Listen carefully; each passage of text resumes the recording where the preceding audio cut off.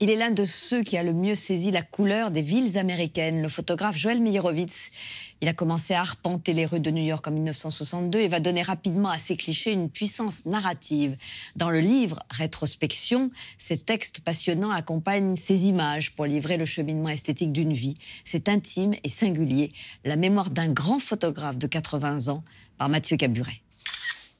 Le photographe Joël Meyerowitz s'est replongé dans ses 55 ans de carrière pour publier Rétrospection. Un voyage dans ses archives et au travers des États-Unis, notamment sur le site de Ground Zero où il a été le seul photographe autorisé. À 80 ans aujourd'hui, il a toujours ce regard qui a fait entrer la photographie en couleur dans les musées. Je pense que mon travail est axé sur cette expression. Une surprise, une brusque bouffée d'air quand on voit quelque chose d'inattendu.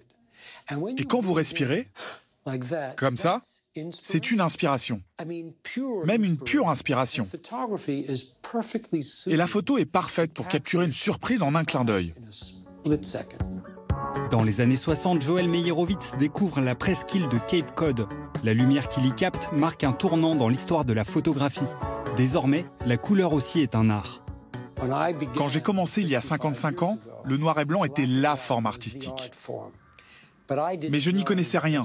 Alors j'ai glissé une pellicule couleur dans mon appareil et j'ai vu le monde en couleur.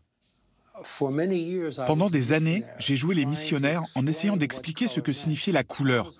Parce que le noir et blanc est réducteur.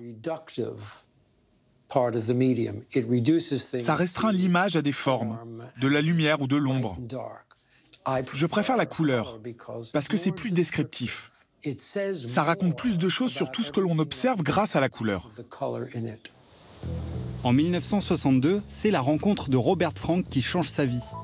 Il démissionne de son travail et devient photographe de rue.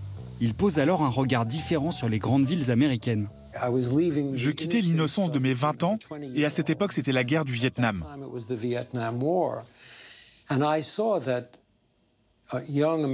J'ai vu des jeunes soldats américains partir combattre. Les gens au pays continuaient leur vie comme si rien n'avait d'importance.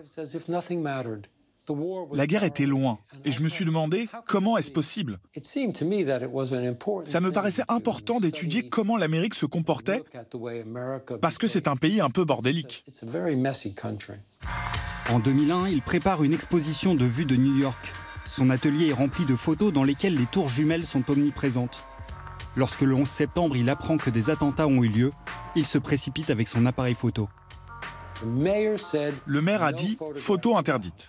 Et moi, je me suis dit « quel fasciste ». Il ne peut pas faire ça. On a besoin d'une histoire. À cet instant, j'ai compris quelle serait ma prochaine étape. Je trouverais un moyen d'entrer sur Ground Zero et créer les archives de cette histoire. J'ai combattu la bureaucratie new-yorkaise et j'ai gagné. Je suis entré et j'y suis resté 9 mois. Le sentiment que j'ai ressenti à l'intérieur, je ne l'avais jamais ressenti avant. Mis à part les destructions, même Hollywood n'aurait pas pu imiter ça. C'était tellement grand. Mais ce que j'ai vu, c'était des êtres humains, des hommes et des femmes qui travaillaient là, chacun essayant de trouver une personne décédée. Ça m'a semblé très américain comme attitude de devoir retrouver chaque personne. Voir leur travail, le dévouement dont ils ont fait preuve, les mains et les genoux dans les décombres, fouillant la poussière pour retrouver une dent ou un os à identifier. C'est ce qui m'a ému plus que tout. Et il y a des moments où il a neigé, d'autres où le soleil traversait les fumées. Ça devenait des moments très beaux. Ces instants de grâce sont ceux qui nous aident à vivre encore.